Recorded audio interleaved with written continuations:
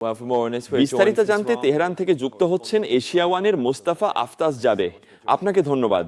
তাহলে পাকিস্তানের ইরান ও যুক্তরাষ্ট্রের সঙ্গে চলমান কূটনৈতিক সম্পৃক্ততার পর তেহরানের সর্বশেষ পরিস্থিতি কি? ইসলামী প্রজাতন্ত্র ইরান চলমান এই বিধ্বংসী যুদ্ধ বন্ধ করার লক্ষ্যে একটি বিস্তারিত শান্তি প্রস্তাবের খসড়া নিয়ে গুরুত্বের সাথে কাজ করছে এবং বর্তমানে মনে হচ্ছে যে ইরান ও যুক্তরাষ্ট্রের মধ্যে বিদ্যমান মতপার্থক্যগুলো এখন আগের চেয়ে কিছুটা কমে এসেছে। তাহলে আশা মুনির ইরানে সফর করার সম্ভাবনা রয়েছে যাতে এই ফারাকগুলো আরো কমানো যায় এবং তারা একটি চূড়ান্ত খসড়ায় পৌঁছাতে পারে যাতে দুই দেশের মধ্যে চলমান যুদ্ধের অবসান ঘটানো যায়। আর ইরান কিভাবে যুক্তরাষ্ট্রের পররাষ্ট্রমন্ত্রী রুবিওর জবাবে তার মতে আলোচনায় কিছু ভালো লক্ষণ আছে? আচ্ছা, আমি আমি আমি বলছি না যে আলোচনায় ইতিবাচক কোনো লক্ষণ দেখা যাচ্ছে না, কিন্তু আবারও আমেরিকান কর্মকর্তাদের মন্তব্য এবং তাদের গণমাধ্যমের বিভিন্ন কথাবার্তা কিছুটা ইরানের ওপর আন্তর্জাতিক চাপ সৃষ্টি করার উদ্দেশ্যে, যাতে তারা আলোচনার টেবিলে বসার বিষয়ে এবং এই যুদ্ধ বন্ধ করার লক্ষ্যে একটি চূড়ান্ত সিদ্ধান্ত গ্রহণ করে। আন্তর্জাতিক মিডিয়ায় প্রকাশিত বেশ কিছু সংবাদ প্রতিবেদনে বিস্তারিতভাবে উল্লেখ করা হয়েছে যে তারা ইরানের সর্বোচ্চ নেতার সুনির্দিষ্ট বক্তব্যের উদ্ধৃতি প্রদান করে বলেছে যে ইরানের উৎপাদিত ইউরেনিয়াম ইরানের সীমানার ভেতরেই সংরক্ষিত থাকতে হবে বলে জানানো হয়েছে।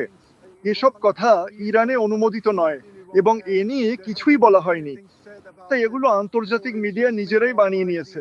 তাহলে পশ্চিমা কর্মকর্তারা এবং আন্তর্জাতিক মিডিয়ার অন্যতম লক্ষ্য হচ্ছে ইরানের উপর চাপ সৃষ্টি করা, যাতে তারা যুক্তরাষ্ট্রের প্রস্তাবিত খসড়া নিয়ে কোনো সিদ্ধান্ত নেয়। ইরানি কর্মকর্তারা জানান তারা যুক্তরাষ্ট্রের শেষ প্রস্তাবটি দেখছেন। তেহরানের প্রধান সমস্যাগুলো এবং অচলাবস্থার কারণ কি?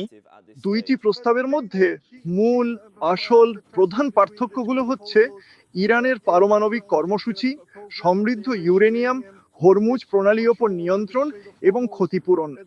কিন্তু আবারও এই বিষয়ে অবগত নির্ভরযোগ্য সূত্রগুলো বলেছে যে যুক্তরাষ্ট্রের নতুন প্রস্তাবে তাদের দাবিগুলো যথেষ্ট পরিমাণে সীমিত করে আনা হয়েছে, তাই আমরা এখনো বিস্তারিত কোনো সুনির্দিষ্ট তথ্য জানতে পারিনি, যা নিয়ে ইরান বর্তমানে সক্রিয়ভাবে কাজ করে যাচ্ছে।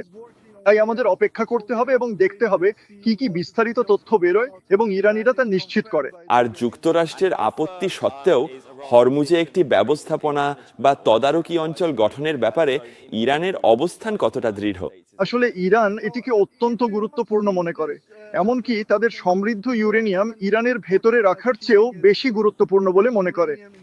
ইরান দৃঢ়ভাবে বিশ্বাস করে যে হরমুজ প্রণালী পুরোপুরি নিয়ন্ত্রণ করা তাদের জন্য অত্যন্ত গুরুত্বপূর্ণ এবং বিশাল একটি কৌশলগত অর্জন, যা অদূর ভবিষ্যতে যুক্তরাষ্ট্রের বিরুদ্ধে ইরানকে একটি শক্তিশালী প্রতিরোধমূলক সক্ষমতা প্রদান করবে এবং এই সমুদ্রপথ দিয়ে যেসব বাণিজ্যিক জাহাজ চলাচল করে সেগুলো নিয়ন্ত্রণের মাধ্যমে ইরান বিপুল পরিমাণ আর্থিক মুনাফা অর্জন করতে পারে।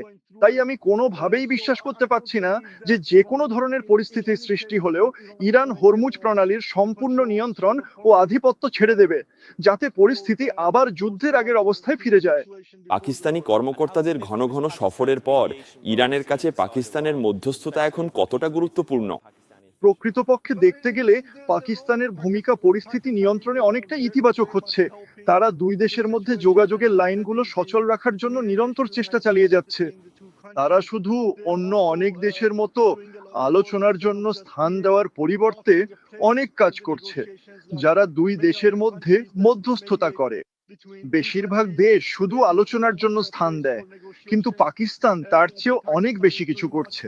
তারা ইরানে সফর করছে, তারা নির্দিষ্ট কিছু দেশে ফোন কলও করছে, এমনকি পাকিস্তানের প্রধানমন্ত্রীও চীনে সফর করতে যাচ্ছেন। এটাও মধ্যস্থতার অংশ হতে পারে, মধ্যস্থতা হিসেবেও ধরা যেতে পারে।